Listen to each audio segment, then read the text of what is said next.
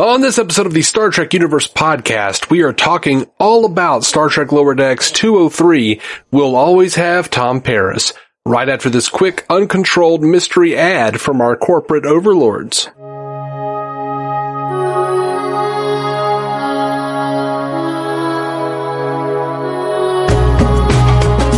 Welcome to the Star Trek Universe podcast, the podcast where two lifelong friends continue their ongoing Star Trek conversation they've been having since they were 6 years old, but now you get to listen in. My name is Matthew Carroll.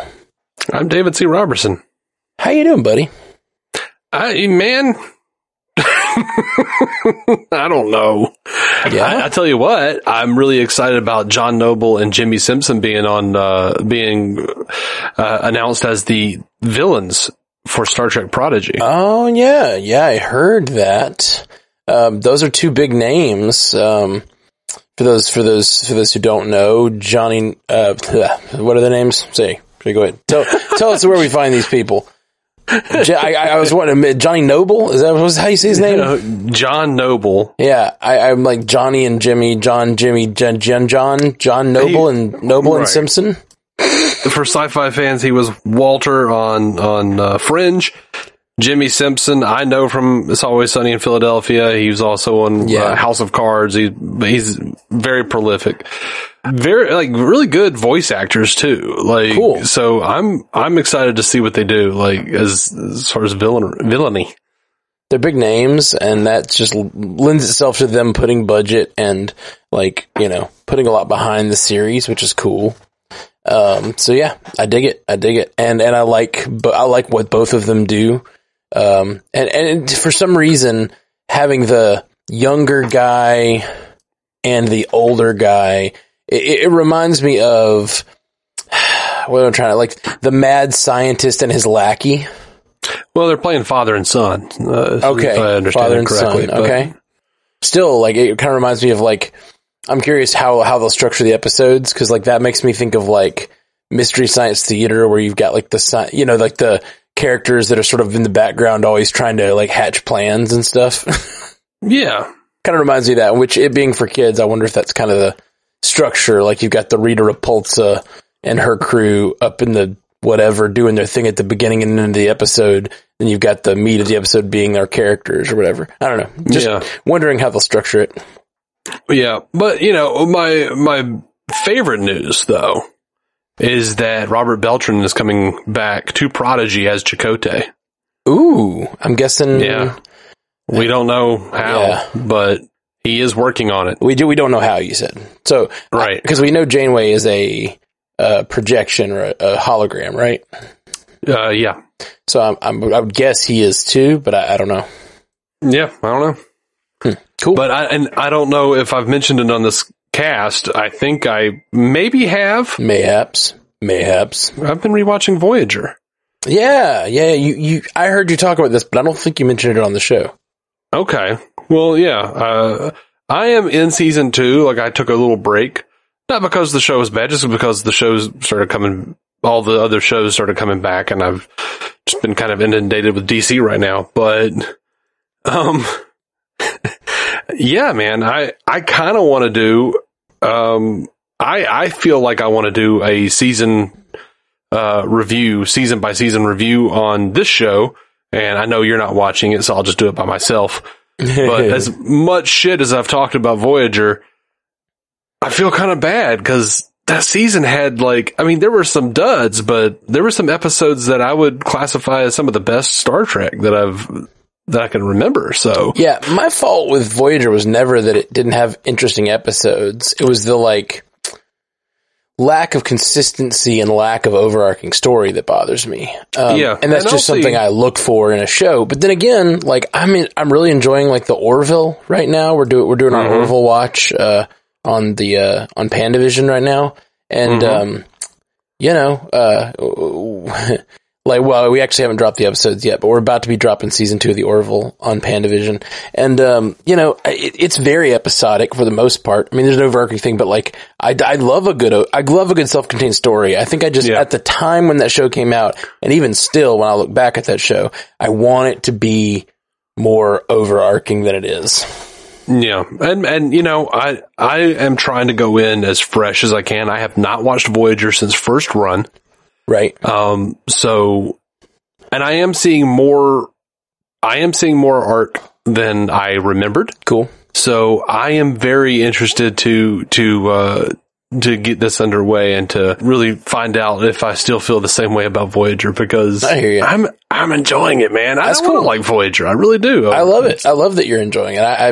I have watched it since first run. I've watched it, I think, twice, actually. Maybe just once all the way through, and then some selected episodes. And, you know, I guess I am more fresh on it, and I did feel pretty similarly. Not that the show didn't have its merits, and like there are some characters I really like. Speaking of Tom Paris in this episode of Lower Decks, I enjoy Tom Paris a lot. And he has one of the best character arcs in the show, as far as I'm concerned. I think that's true.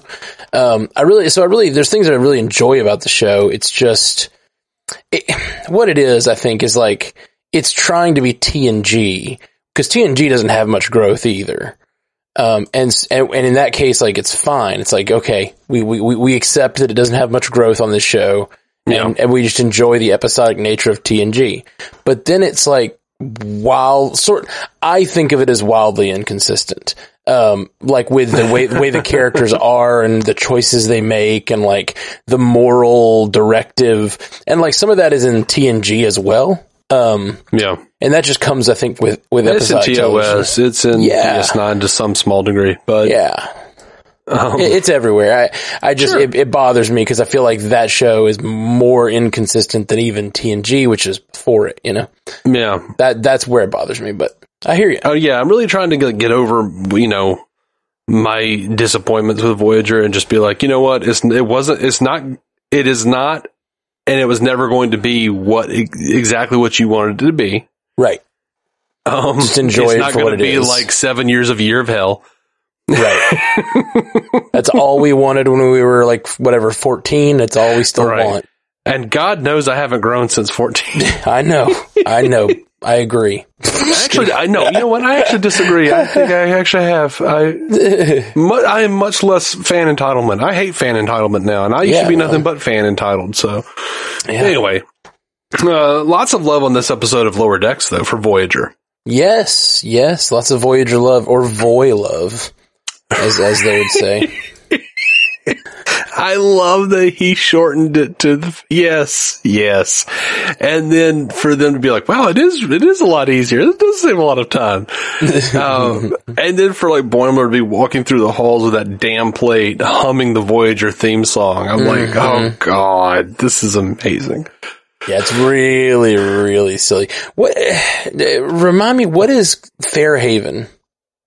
Oh, Fairhaven was like a town, like a 19th century town, I think, that Tom Paris created on the holodeck. Okay, or that's recreated on the holodeck. I thought that was probably it, and so it's just he says that was like Boimler's first thing, creator of Fairhaven, and I was like, I guess that's a thing that Boimler likes to visit on the holodeck. I don't know. It's funny to have that be his one of his big claims to fame. Yeah. I really like the line, I've got all the plates, from Janeway all the way down to Kim.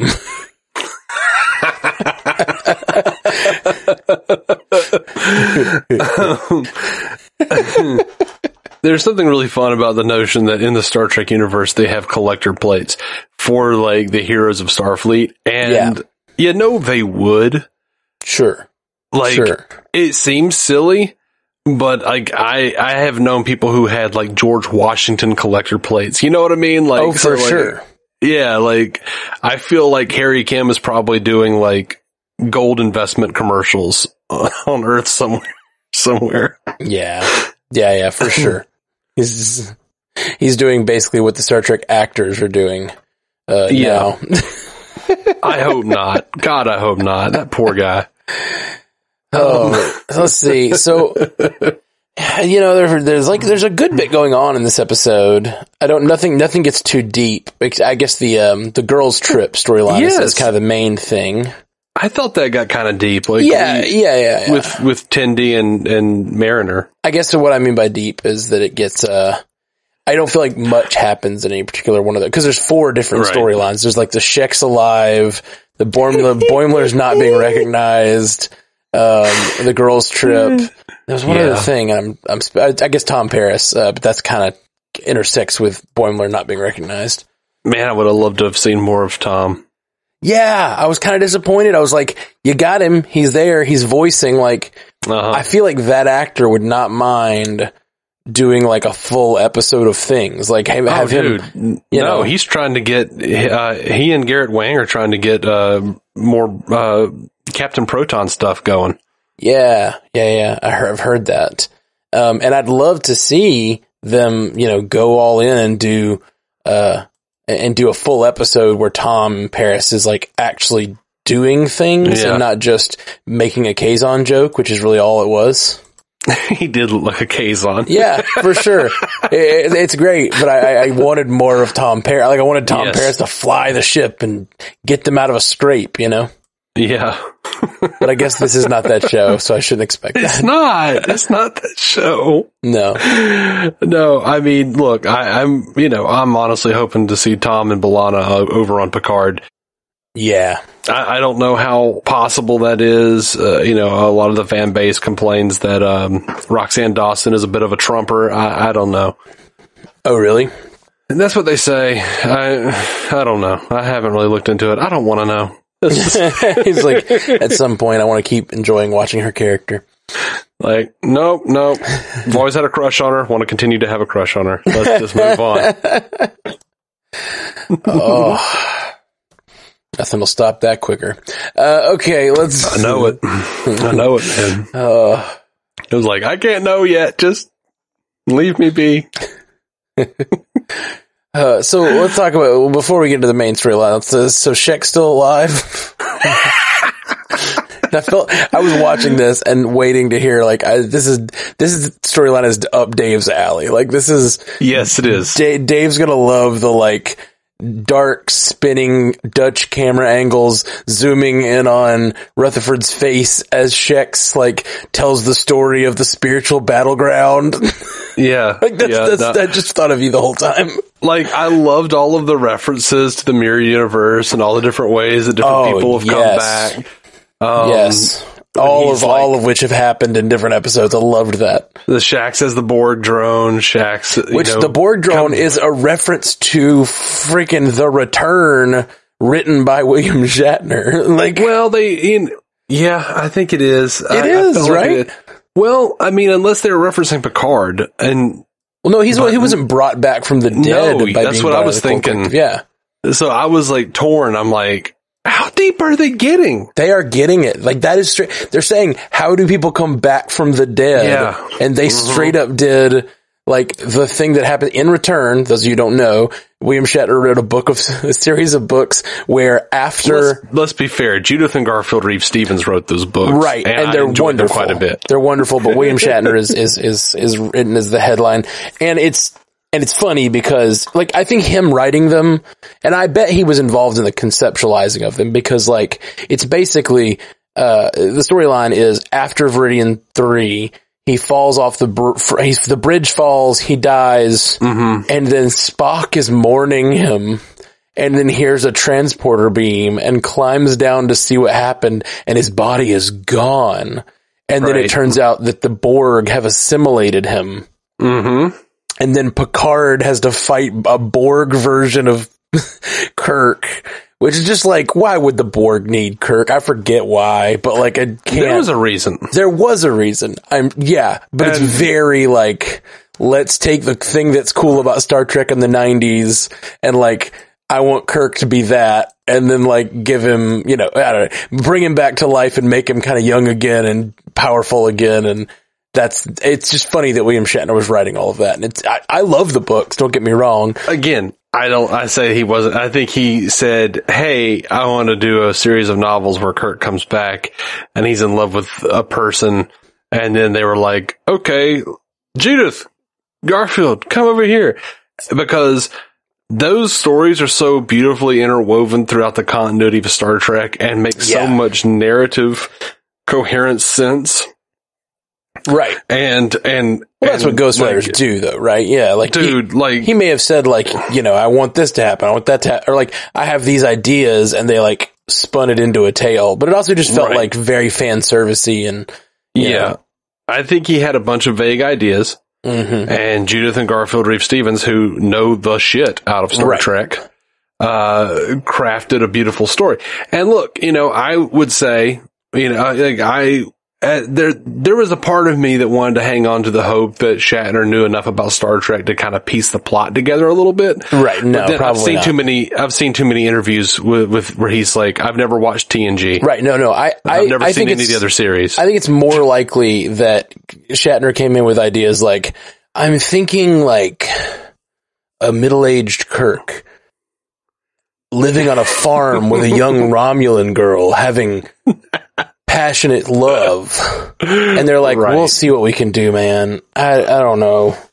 And so they wrote a beautiful story that included that weird scenes of him having sex with a part Romulan girl. She was Romulan Klingon. She was from the planet Chal. It was a short-lived peace between the Klingon and the Romulan people. He's like, I'd like it to be a passionate, the more passionate enemy species. Like, I want him to get his I wanted to have real complex emotions about having sex with her. My enemy, now my lover. That's the kind of thing I bet he came in with, and they were like, know how much money I would pay to be like, to just see that pitch meeting? I would love it. I would love it so much. Oh my Lord.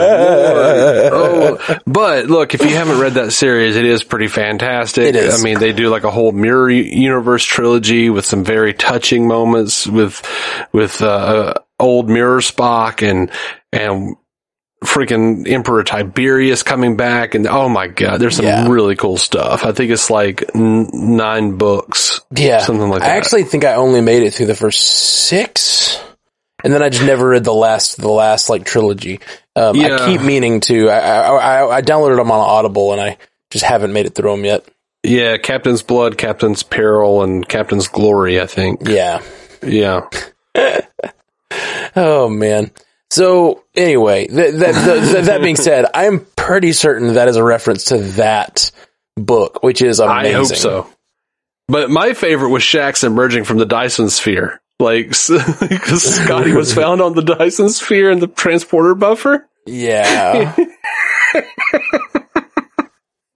And he was dressed as Neelix from Mortal Coil, and he was friggin'... Oh god, he was Moriarty from TNG. They did it right, man. Yeah, that was really great.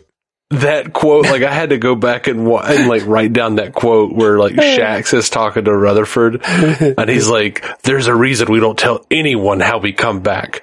We're sparing you dark truths about scientific depravity that would haunt you for the rest of your days. Once you know, you can never go back to being the man you were before." And freaking Rutherford goes, "Works for me. Tell me." And Shax goes, "Okay, so death is the first thing that happens. And then, you do know about the Black Mountain, right?" "The what?" "The Black Mountain is a spiritual battleground your soul goes to where you have to fight 3 faceless apparitions of your father. The surviving father makes you eat your heart."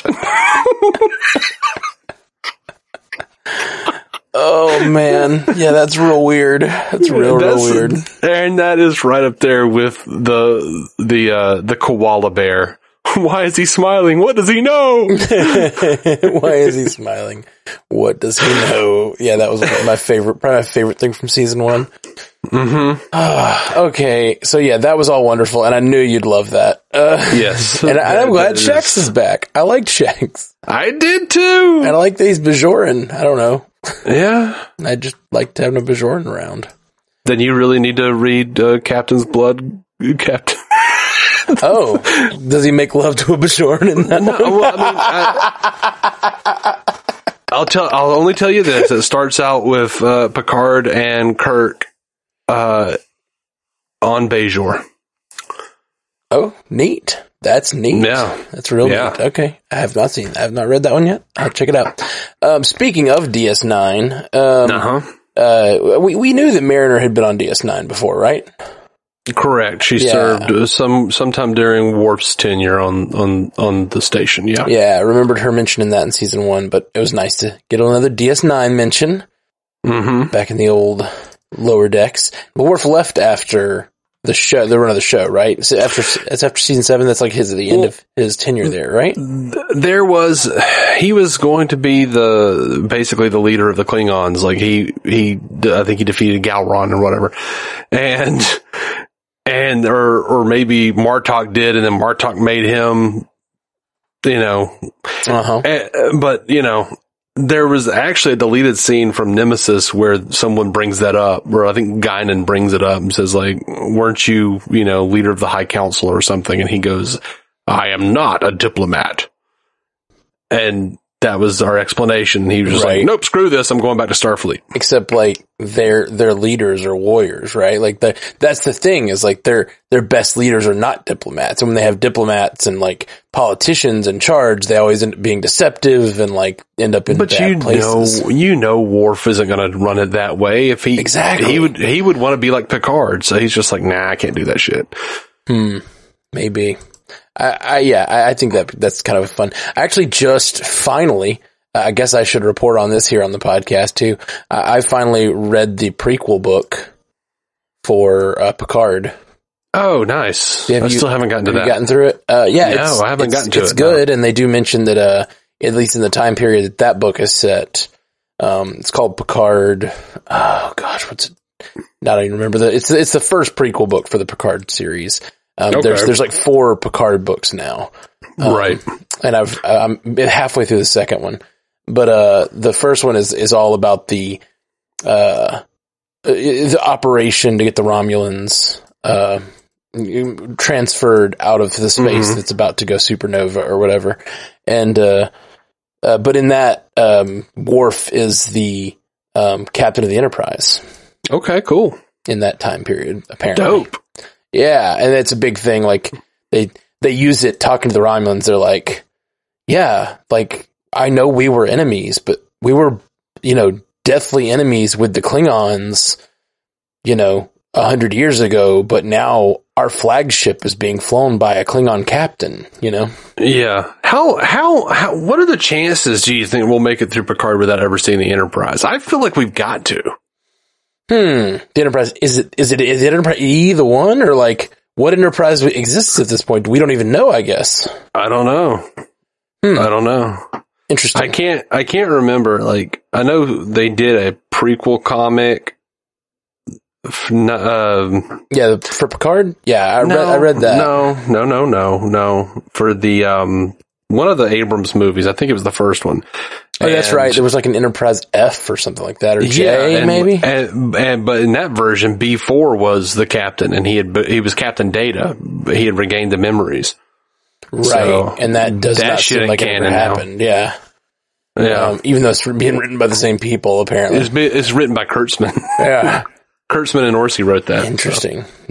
Maybe he was Captain Data for like a week. Maybe that's just like an episode. You know what I mean? Like, oh gosh. It just happened to be when we dropped in, he was Captain Data, and they were like, no way, you're lore. And then they kicked him off. Hey everybody, it's a multiverse. That's, you keep saying that. It's true. Okay, parallels, man. Parallels. We're spinning out on all kinds of things, which I'm loving, but let's get to the core of this episode of Lower Decks. Episode 3? Yeah. Tendi and Mariner go on a little journey together. What'd you think of their girls' trip? I really enjoyed it. Like, I was in Mariner's camp where I was just like, wait, how do you not? You guys really haven't spent any time together? What are you talking about? Like, yeah, it was like I had not noticed that. Like, it was but they were totally right. It is always Tendi and Rutherford, and for sure, Mariner and Boimler, and I'm happy that someone finally called it out. That is like, I don't know, you're always with Well, and I love Boimler, and I love the meta nature of that comment where she's like, that seems like a glaring omission.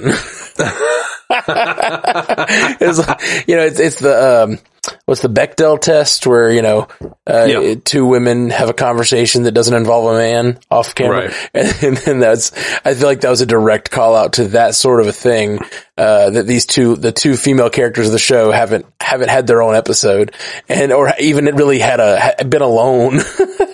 Right. And then I just thought it was almost like wink at camera. This seems like a glaring omission.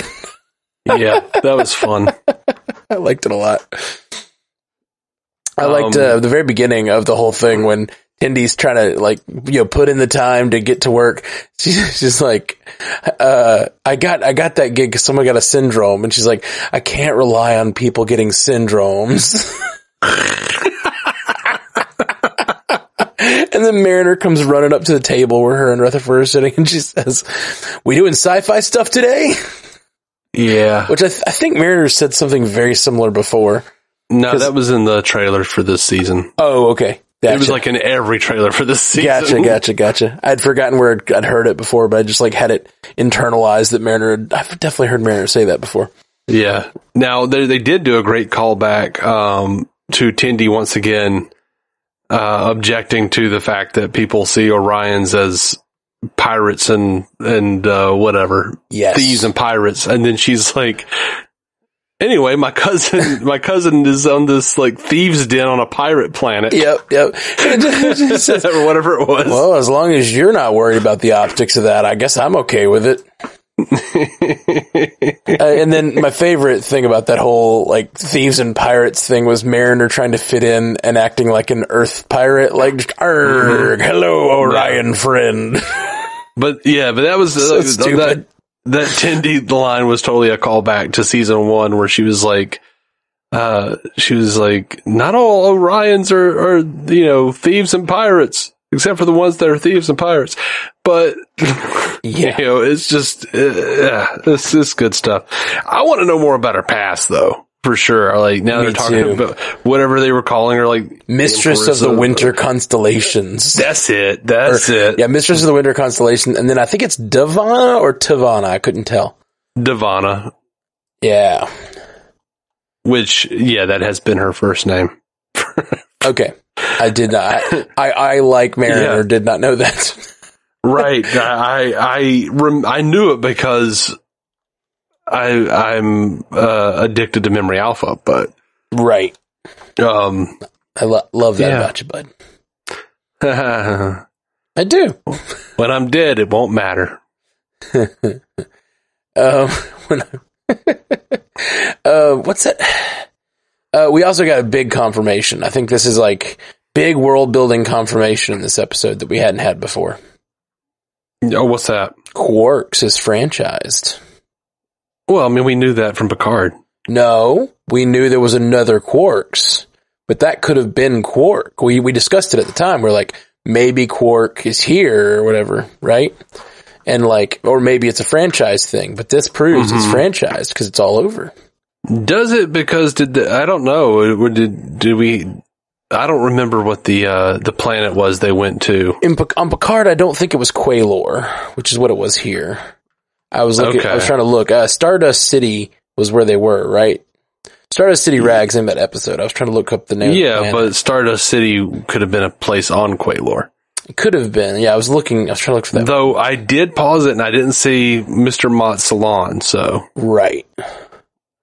I think you might be right. I just thought that was neat. That I don't see a name of the planet on my cursory goog here. Cursory goog. What happened to you, man? I'm just kidding. You've always been a douche. Anyway. True words, man. Hashtag truth, buddy. Oh man. So yeah, let's see. We got a mention of Klingon acid punk. Loved it. Liked it. I liked it a lot. And from what I hear on Twitter, they actually got the guy that I can't remember his name now because so much for me being addicted to Memory Alpha, I can't remember anything. They actually they on the pads that had all the Klingon acid song. Mm-hmm. They actually had like real Klingon on there that was like saying what those tracks were about. Nice. That's awesome. But it was, you know, from the dude who created the language. That's awesome. I like started learning Klingon on one of those like language learning apps. Oh Lord. What can be gained? Nothing. Absolutely nothing, which is why I didn't stick with it. Same reason I didn't stick with French. Nothing can be gained. Oh man. Oh God. And then of course, the nice resolution to this little storyline, Mariner grabs Tendy's friends. We may have started this trip as coworkers, but now we're friends. Computer ramming speed. And then it just bounces in the cutest little way. Yeah. As Mariner yells, friendship! Such a weird, reckless response. It's pretty great. It's pretty great. Mark Okrand. That's the guy that developed the Klingon language. Oh, okay. Gotcha. I was like, is that a Klingon word? It does sound like it. It does. Mark Okrand. And then probably my favorite, I feel like a lot of my favorite lines of this show are just Mariner yelling things, in a serious situation, yelling something really ridiculous. And, I really liked, send the bee to the brig. Yes. Like, how is there a bee in the shuttlecraft in space? She's just so petulant. I just really I like Mariner a lot. So did you guess that, the doctor only needed the box? No, I guess I didn't, but I'm not a cat owner, but I do know that now as a cat trope. Yeah. You know, it was one of those where I was just like, I've seen this joke before. I'm pretty sure she just needs the box because, you know, you remember Almost Heroes with Chris Farley and she was like, I need the egg of an eagle. And then he like climbs up the friggin' right. Like he just needs the shell or something. Yeah. He keeps eating the egg and like risking life and limb to get the another egg. And then he finally gets it and traverses the terrain back up the mountain and she just cracks it open, and so I just needed the shell. Yeah. Almost Heroes, guys. Matthew Perry, Chris Farley. Good flick. Yeah. Eugene Levy. Shit, yeah. I want to watch that now. Nice. It's a good one. You should go do that. Because I think that's about, we've wrapped up talking about that last storyline. Good episode. Fun. It went down easy. Did it? Did it go down easy, man? Yeah, man. It did. If nothing else, Lower Decks goes down easy. Like a fried eagle egg. Mm-hmm. Yeah. Yeah, I don't know. I enjoyed it. I thought it was a lot of fun. And,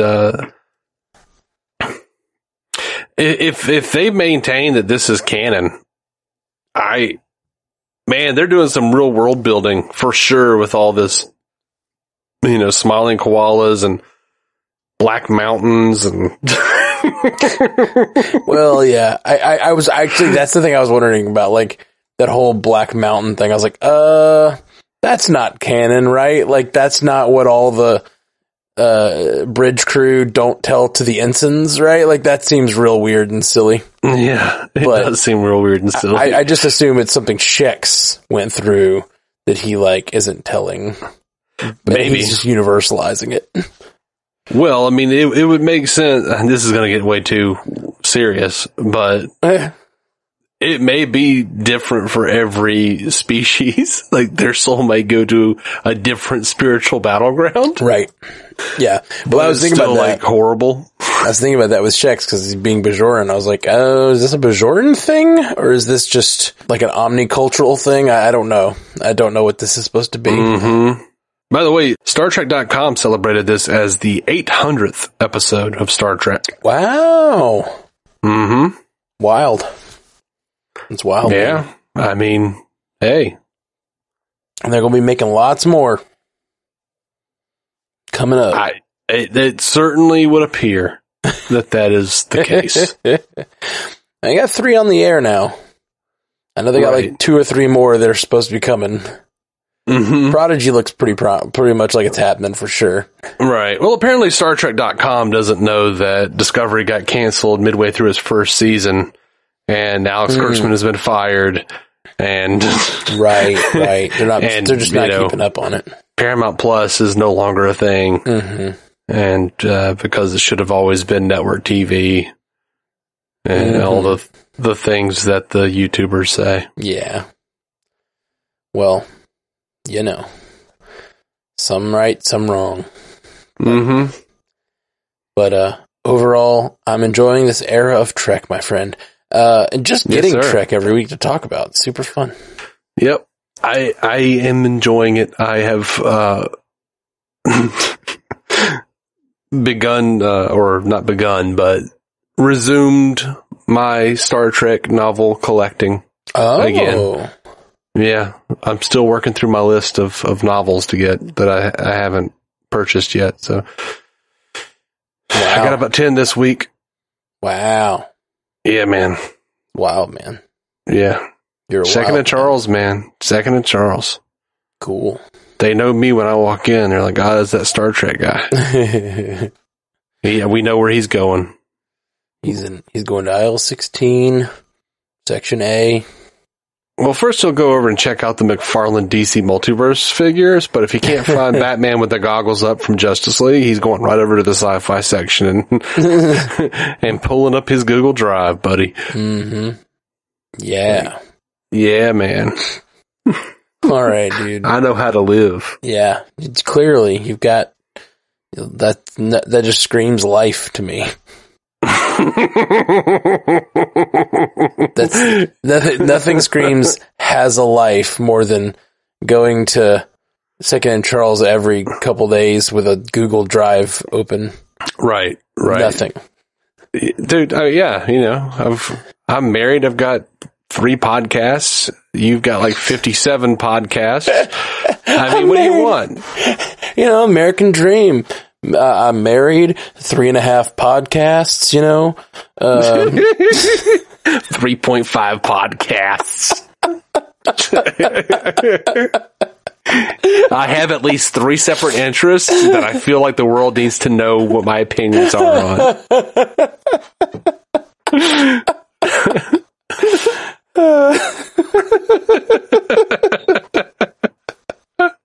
It really is. It's like the new American dream. No longer is it the kids, just the podcast. Birth rates are down, but content, man. Content's a poppin'. Content is king, buddy. Good stuff. I'm going to Dragon Con this week. Ooh, why? I'm actually, weirdly, they gave us press passes. Uh-huh. So I'm going as press. I want to go for fun, but I get to go for free because the podcasts, and they're letting me go, and I just have to report on it, kind of. So we're gonna do a couple MCU cast episodes where I talk about some of the content we get there, and then I'll try to do some Star Trek panels too if I get a chance, and see if I can report back on anything the actors or directors or whatever say. Did you have to apply or anything? Yeah. Okay. Somebody in the network, she applied for all of us basically, and just tried to get us all press passes, and they offered them to the 4 that she applied for. They offered them all to us. 3 people didn't go, so it's just me going. Yeah. Well, I know. Yeah, a lot of their big guests have bowed out because of COVID. Delta and COVID. Yeah, for sure. And as press, on a normal year as press, they do all this coordination so you can do interviews and stuff with people. This year they're just not doing that. So it's basically just, I think there's there's certain opportunities to try to catch certain people to interview them, but it's mostly just going to be I'm going to go to all the panels and listen to the different, people. It's weird though cause I'm sitting here writing interview questions and stuff in case I see people and stuff, and it's I don't know, you know this probably, but back in back in my high school days, like I was a editor of the school newspaper and like had some desires to be a writer / journalist. Yeah. And I eventually gave that up for music and, but it's just funny that like podcasting has brought me back around and I'm like sitting there using my old like school newspaper skills to like write out interview questions and stuff. Like I haven't done it in 20 years, but like suddenly I'm sitting here thinking about how to interview, like how I'm going to put together a field piece and stuff. Yeah. It's real weird. I got a camera gimbal for my phone that like, so I can do some interviews, and I got a recorder thing where I can like hand people a handheld mic and interview them, and I'll have a little lapel mic at the same time and be recording both audios at the same time. So be able to do kind of podcasting too at the same time. So which gimbal sounds like the name of, you know, someone who wanted to be a journalist but wound up hosting a morning show, you know, like I'm Jazz Gimbal. Yeah. Well, what's like a Gumball? Gumball? Oh yeah. Yeah. Bryant Gumball? Bryant? Is it Bryant? I don't know. I don't know. What was I gonna, I know a guy who knows people who are in charge of Dragon Con, and they apparently, like, he was just telling me that they've lost so many guests. He was like, how many do you even have? And they was just like, not enough. Like, it is in dire straits over there. Yeah, so. I don't doubt it. I have a feeling it's going to be more of just like a big hang fest, which is cool. I like maybe. I like a good hang fest. Don't, you know, a lot of breakthrough cases. I know you're vaccinated, but yeah, if I wasn't vaccinated, I wouldn't be going for sure. But like, they get breakthrough cases, but like 99.9% of the hospitalizations are with unvaccinated people. So you can get it, but it's very, very rare if you have the vaccine that you'll get sick, according to the most recent data I've seen. So if it were worse than that, I probably wouldn't be going. But you know, I mean, I'm vaccinated, but I'm like, I'm scared. Yeah, I'm not scared for me. I'm scared for people that aren't vaccinated, including children and stuff. Like I'm worried for that. More than and they are enforcing like strict masking and well, that's good. But it's still, you're going to be in a hotel with thousands of people. Like it's not going to be, it's not going to be great. But I'm just going to try to go to some panels, sit in the back, listen to some people talk about the shows and movies I like, and hang out with some friends that are going. My buddy got a hotel room there, and he's letting me crash in his hotel room for free. So cool. Yeah, well, I'm pumped. Best of luck to you, man. Thanks, buddy.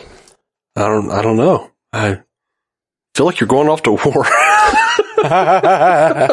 Well, I'll see if I can get some Star Trek content and like bring it back to the show and report on what they're saying live, you know? I feel like that's the kind of thing where sometimes they'll say things in those like panels that you're like, oh, well that, like it's not so much the news they talk about. Sometimes when I just hear them talk at the panels, I get a better sense of like the tone of a thing or like the way they're thinking about a thing. You know what I mean? Yeah. So that's always interesting to me. So I'll see what I can gander over there. Yeah, man. But then again, like you said, may just be nobody there this year. See what you can gander. Don't be surprised if you get goosed. Let's hope, man. You always go to these con hoping to get a little goosing. Yeah. But you probably shouldn't walk around like you do with your ass cheeks spread apart. That's weird, man. Nobody likes that. Gross. I told you for years. Stop doing that. That's so weird. It's just how I stand.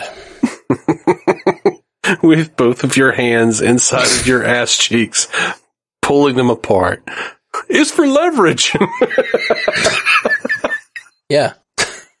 Who are you, powdered toast man? I was about to say, this is like taking a real Ren and Stimpy turn. Oh, God. This episode, so I think we're done. And then I directly mentioned a character from Ren and Stimpy. Yep, I was literally about to say that. And then you came out with a Ren and Stimpy character. I was like, all right, I guess I was right. Let's, I think my comedic sensibilities are unfortunately greatly inspired by Conan O'Brien and Ren and Stimpy. Yep, you're the nexus between Conan O'Brien, Ren and Stimpy, and news radio. Like that's like your, that's 90% of your speech patterns. And then just Norm Macdonald. Yeah. Oh, yeah. There's a lot of Norm Macdonald sauce on it. Anyway, I love you, Dave. Good chatting with you. I love you too, man. You guys be I safe feel like that's this an week. insult somehow, but No, yeah, be safe this weekend. You guys get vaccinated, so we don't have to worry about spreading it to unvaccinated people. yeah, man. Yeah, It's it's just all, man, it just all sucks. All right. Mm-hmm. It just all sucks. All the things, all this COVID madness But just sucks. Not Star Trek Lower Decks. No, that was wonderful. Oh, by the way, you know what sucks? For our review on 202, I had it on private all week. So it dropped about 5-10 minutes before we started recording this episode. Well, hope you guys enjoyed that episode. It would have been out a week ago, but that's funny. Sorry about that, guys. I feel like a dumbass. It happens occasionally. It happens. I don't get notifications on my phone as much as I should, I guess. I don't know. But yeah, I saw that someone was like, hey, by the way, this isn't working on Tumblr. I was like, what's going on? And then Bethany, my wife, was like, by the way, you're, because I was like, oh yeah, we're about to record. She's like, yeah, last week's never showed up. I was like, oh yeah, shit. Let me check that. So I apologize. You have 2 episodes this week though. So yeah, there you go. It's double trouble. Silver linings all day. I'm so sorry. That's my fault. Dude, it's all good. No I hope I die. No. I shall climb the Black Mountain. I shall endeavor to fight the 3 fathers.